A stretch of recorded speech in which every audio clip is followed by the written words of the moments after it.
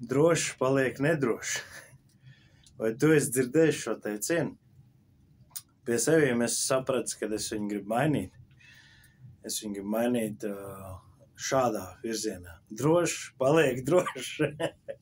Kas tas par drošumu, kas paliek nedrošs? Bet dzīvē mēs redzam, ka,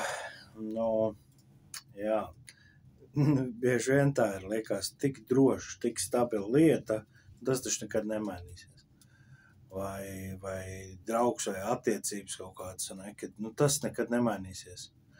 Un notiek situācijas gaitas un lietas, un no drauga tu kļūst par ienaidnieku, vai par nevēlamu, vai pat nīstam. Un tur brīžiem ir smalka šī robeža. Un tāpat mēs bieži vien redzam par veselību. Tu droši būvē, plāno, daries, kad tu rēķinies ar savu to noteikto drošību, ka tev ir visas funkcijas, spējas un viss tā tālāk. Un viena nepareiza tačkas pacelšana vai pluķa stumšana vai, ne tā kājas nolikšana, un tavs drošums kļūst nedrošs. Tas parāda to trauslumu. Un ko mēs no tā varam mācīties? Pirmkārt jau, kad man patīk vienā grāmatā bija rakstīts, ka mēs esam mirkļa radības. Ja mums nepiedara pagātne, mums nepiedara nākotne. Un mēs varam dzīvot tikai šeit un šodien. Ne tādā, nobalēsimies līki, serijas, nē. Tas vairāk no tā, kad es pateicīgs par tiem resursiem, situācijām, iespējām, kas tev dod šodien. Protams, tu būvē un domā un tā tālāk, bet ņem vērā, ka tas, kā vārds saka, nekā tvaiks. Vienā brīdī viss var mainīties.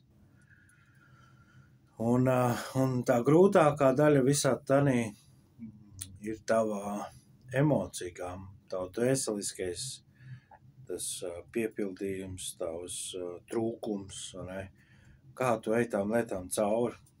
Tev liekas, ka tu esi aizmirsts un pamests, vai ka tev liekas, ka zem tavām kājām ir visa pasaule, un tu esi pārsātināts ar emocijām.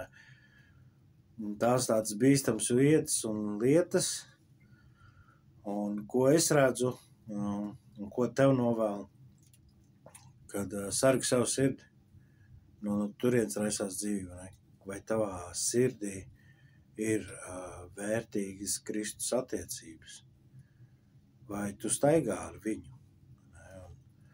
un vai tas tieši tās vētras, tie grūtumi, kad nāk tavā dzīvē, vai pēc tam, kad tu esi bišķiņ atčahnies, vai tu turies pie viņa, vai tu saķer galvu un viss ir slikti, viss ir slikti ar manu veselību, un kā es tagad dzīvošu tā, kā es parūpēšos, jo tas tev dzen. Tās domas tev dzen zūdīšanās, pazušanā.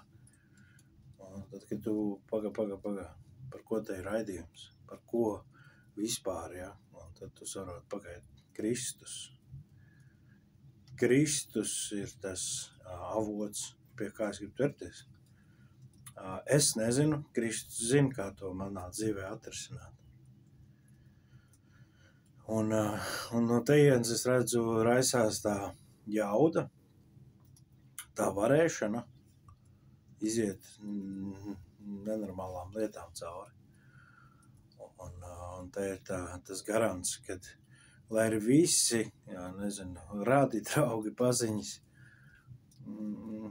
tevi nokancelē, no teviem atsakās, ko vārds saka, pat māte un tēvs, ja tev nokancelē, tad pie Dieva turies. Tas ir tas vienīgais drošs paliek drošs apstākļus, tā sērti, tas fundaments. Un šeit mēs varam būt droši, kad viss ir nedroši. Tas ir diezgan droši. Tā nebija padomāta. Tā kā un tad ir nākamais tas praktiskais, kā tu šo drošību nostiprini savā dzīvē. Vai tu lasi vārdu, un ne tikai lasi, bet iedziļinies un dari to savā dzīvē.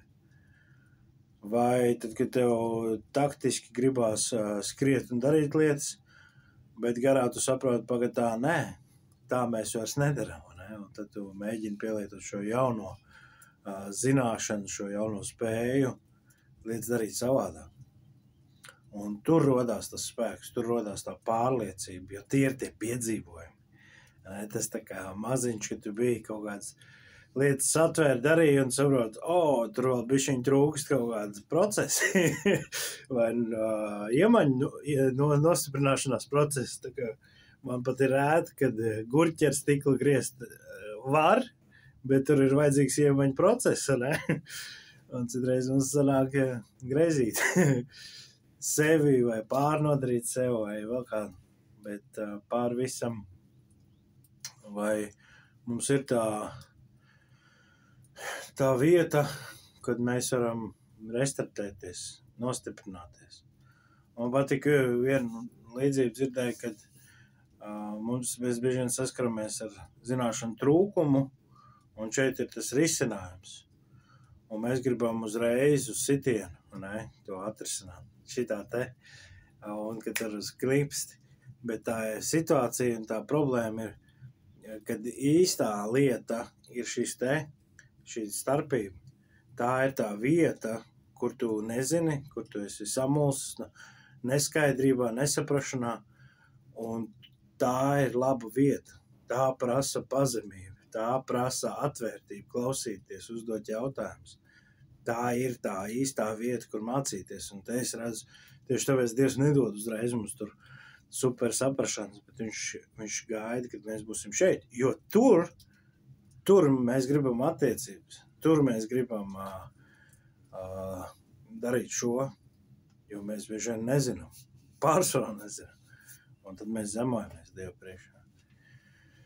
Tāpēc es aicinu, lai tavā dzīvē droši paliek droši, bet tikai kas ir tās lietas, un pāri visam sargam savu sirdi.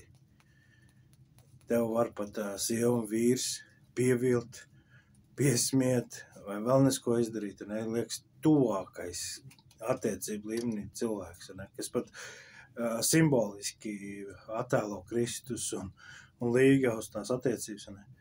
Pat tas var pievilt, bet sargi savu sirdi. Tikai šalom.